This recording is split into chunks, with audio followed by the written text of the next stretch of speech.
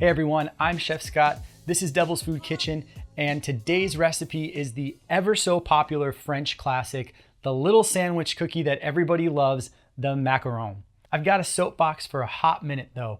There's a lot of confusion and misuse between macaron and macaroon, even by professionals. A macaroon is a pretty chewy confection made with egg whites and coconut. In France, they call it a coconut rocher because the traditional shape looks like a boulder, which is rocher in French. The macaron with one O is the little hamburger looking sandwich cookie that we're going to make today. With that out of the way, I will take my pretentious cap off and we can move on to the more important things. All of the tools that you need and a printable version of this recipe can be found in the description below. If you'd like to skip to the method, you can do that now, but I do have a few tips and tricks that I have picked up over the years because macaron can be a little finicky sometimes. So if you've ever had issues or you're brand new to them, stick around.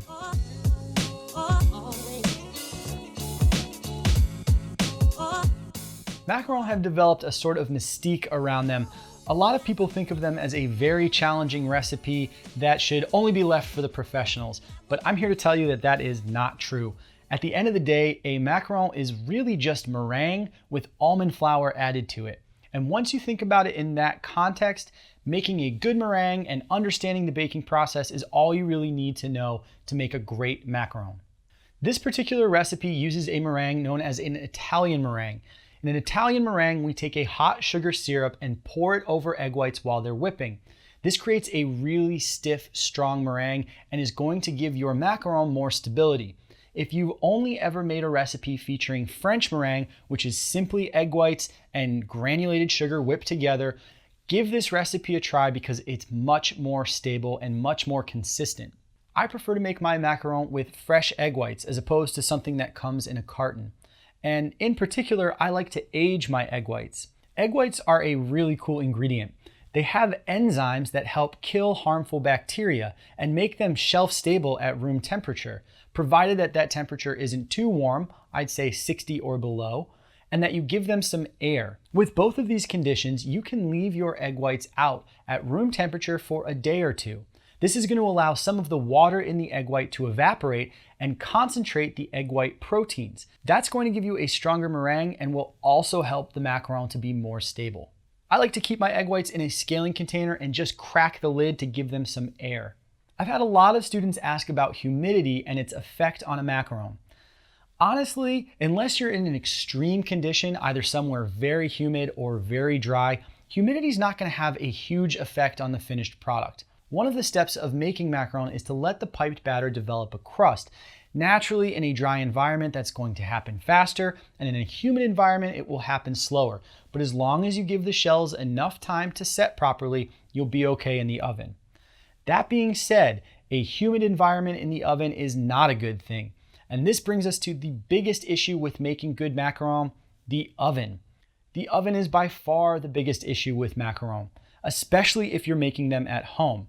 I feel pretty confident in making a mac. I've made plenty of them in my day, and even when I make them in my oven at home, they just don't turn out that great. I have a terrible oven, it's electric, there's no fan forced air, and no matter how good my batter is and how good the piping is, they're just not gonna come out with a great foot. So if you have a similar experience, cut yourself some slack. It could definitely be your oven. The greatest ovens have good airflow, especially fan forced convection air. That's going to give the macaron the environment to develop a big foot and bake up nicely. You definitely want to avoid humidity in your oven, and that means resist the urge to overfill with trays of macs. Too many macaron baking in the oven at one time is going to release a lot of moisture and create a humid environment that can crack the shells or otherwise ruin the bake.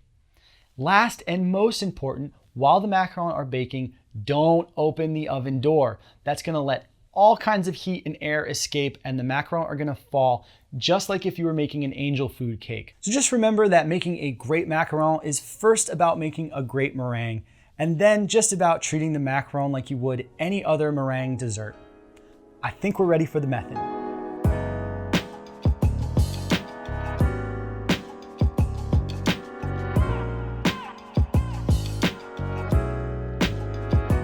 Combine the almond flour and powdered sugar and pulse in a food processor or sift until the two are well incorporated. This is known as TPT, or tant pour tant, which is French for part for part. Transfer the TPT to a large mixing bowl to use later. Combine the sugar and water in a sauce pot and heat over medium-high heat, whisking occasionally to dissolve the sugar. Once the syrup begins to boil, stop whisking. Once the syrup boils, begin to whip the first scaling of egg whites on medium speed.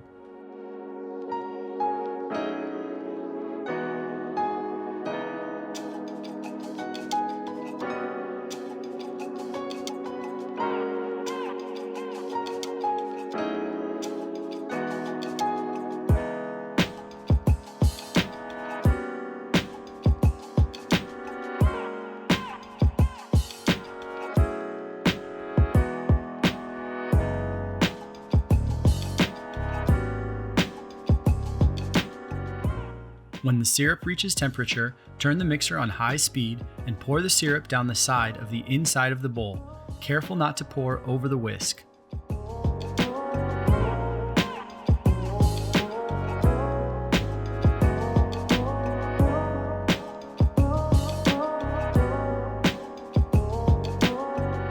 While the meringue is whipping, combine the almond TPT, the second scaling of egg whites, and any food coloring.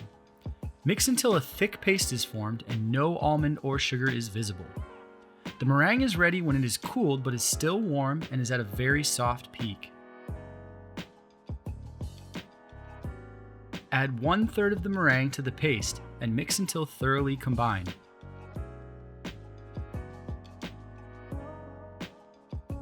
Add the remaining meringue and mix the batter gently to the proper consistency. Start by folding the meringue into the paste until thoroughly combined.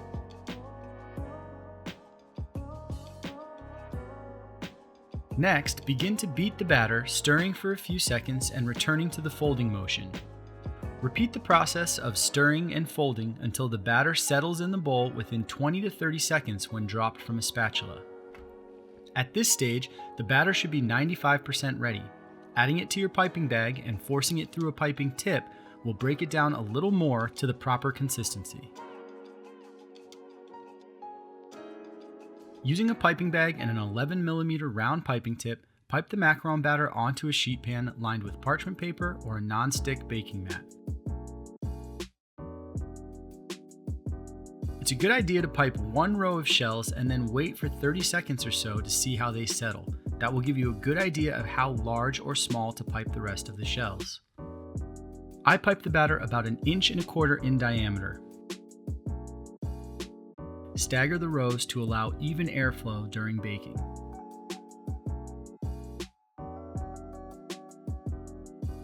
After you've piped a full sheet of shells, give the sheet pan a tap from underneath to knock out any hidden air bubbles and flatten and smooth the macaron.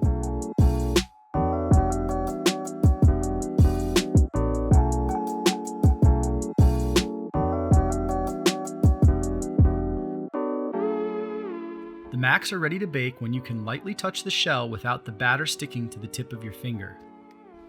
As a baking alternative, you can preheat a black sheet pan and transfer the piped macaron onto it just before putting them in the oven.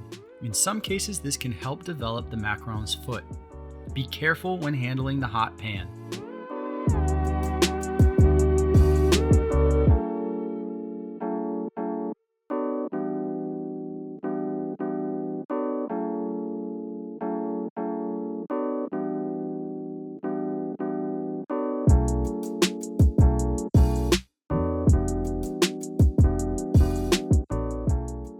Once cool, pair the baked macaron shells by matching size. This is sometimes referred to as marrying them.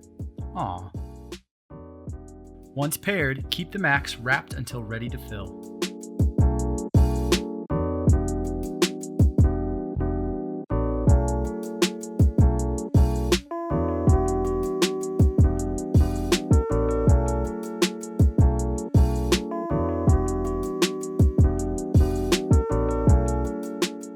Glucose can be slow to move, so microwave it for 10 to 15 seconds before adding it to the puree. Microwave the puree until it comes to a simmer, then pour over the chopped chocolate. Give the container a shake to ensure the puree coats the chocolate. After 2 to 3 minutes, add the chopped butter and hand blend or whisk until the ganache is shiny and smooth.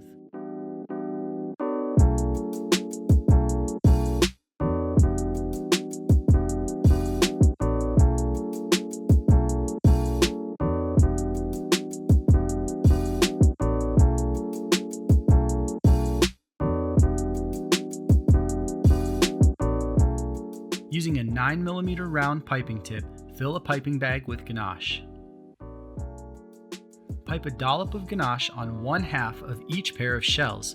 The perfect amount is a matter of opinion, but I like the Pierre Hermé tenet of 2/3 shell, 1/3 filling.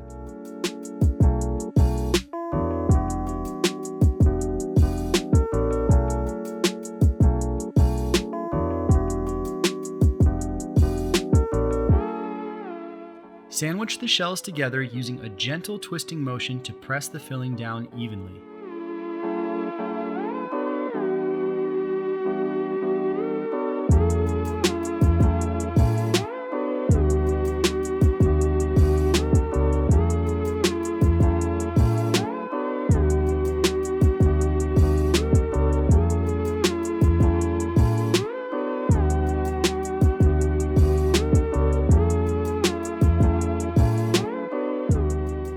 Once tempered, it's just a matter of plating them, serving them, and the best part, eating them.